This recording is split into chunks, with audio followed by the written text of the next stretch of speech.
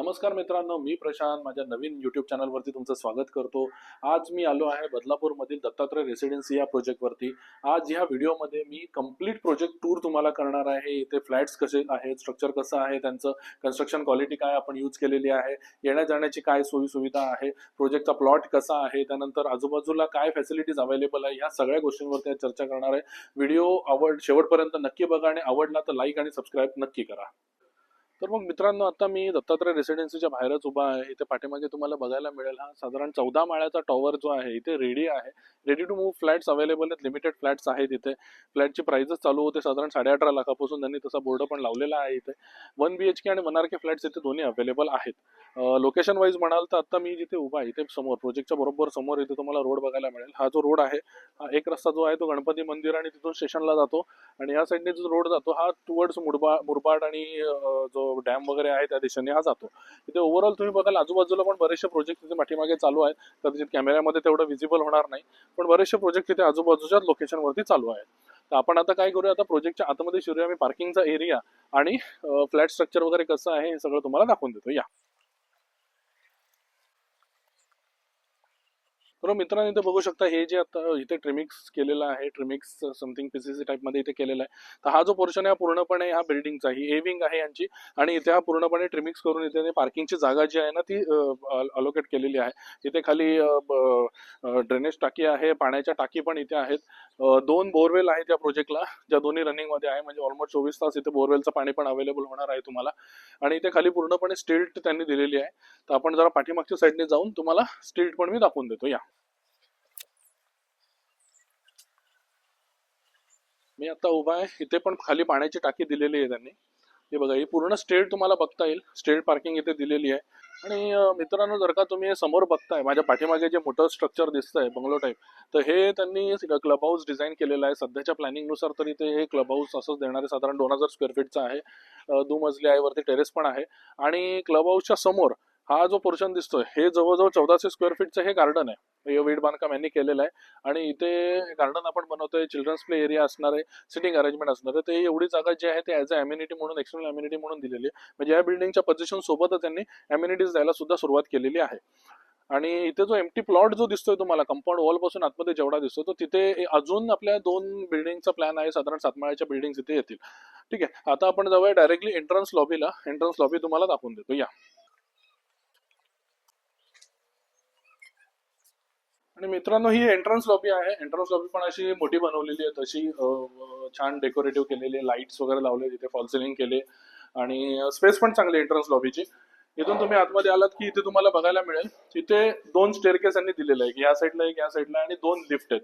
आता मी एका लिफ्ट समोर उभा आहे आणि एक लिफ्ट इथे आहे। एका लिफ्टचं काम पूर्ण झालेलं आहे, दुसरी लिफ्ट जी आहे ती प्रपोज आहे, अजूनपर्यंत तिचं आपण काम पूर्ण केलेलं नाहीये। तर आपण आता लिफ्टनी वरती जाऊया आणि तुम्हाला मी सॅम्पल फ्लॅट स्ट्रक्चर जे आहे ते दाखवून देतो आणि स्पेस दाखवून देतो।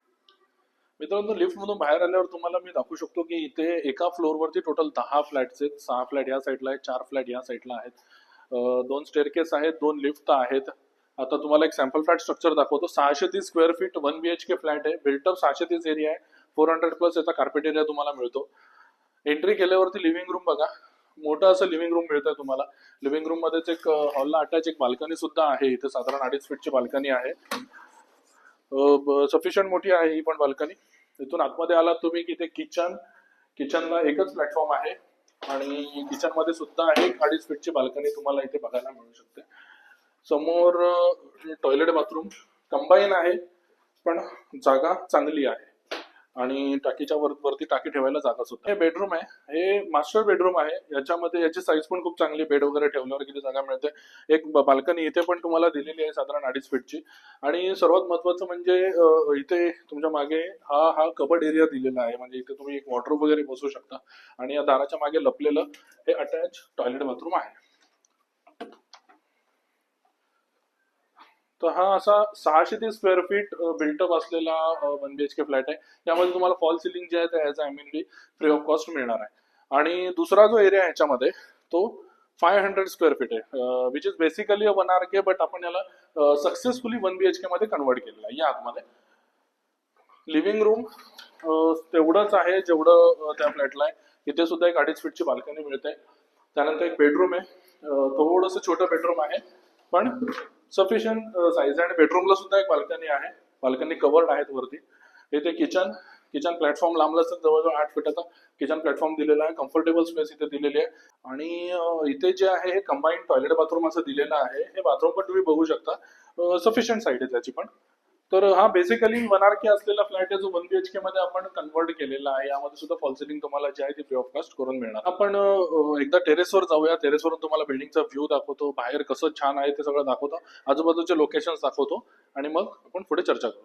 चल, आता आपण बिल्डिंगच्या टेरेसवर सुद्धा आलेलो आहे. वॉटरप्रूफिंग तर झालेलंच आहे. खाली पाईपलाईन वगैरे पण इथे टाकलेलं आहे, पाण्याचं कनेक्शन केलेलं आहे. व्ह्यू बघाल तुम्ही पाठीमागे, तर गुजरात आणि JNPT हायवे जो आहे तो अगदी प्रोजेक्टला चिटकूनच जातो आहे. आजूबाजूला पण प्रोजेक्ट काही चालू आहे, मार्केट, स्कूल, कॉलेज, हॉस्पिटल सगळं अगदी इथे नियर बायच आहे.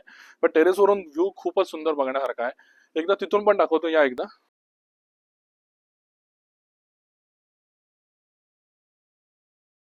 अगदी समोर खंडोबाचं मंदिर दिसतं. इथून अगदी पनवेल हायवे जो आहे तो अगदी जाताना दिसतो इथून समोर.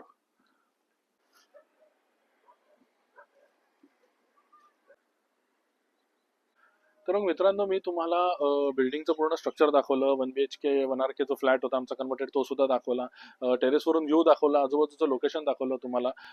आता राहिली गोष्ट आजूबाजूला काय आहे, तर आजूबाजूला स्कूल, कॉलेज, हॉस्पिटल, मार्केट, या सगळ्या गोष्टी ज्या आहेत त्या नियर बाय आहेत, वॉकिंग डिस्टन्सवरती आहेत. म्हणजे अगदी तुम्हाला व्हेकल घेऊन जायची तुम्हाला गरज पडणार नाही. स्टेशन जे आहे ते इथून हार्डली 10 मिनिटावरती आहे. स्वतःचं व्हेकल असेल तर 5 ते 7 मिनिटांमध्ये तुम्ही घरी पोहोचू शकता.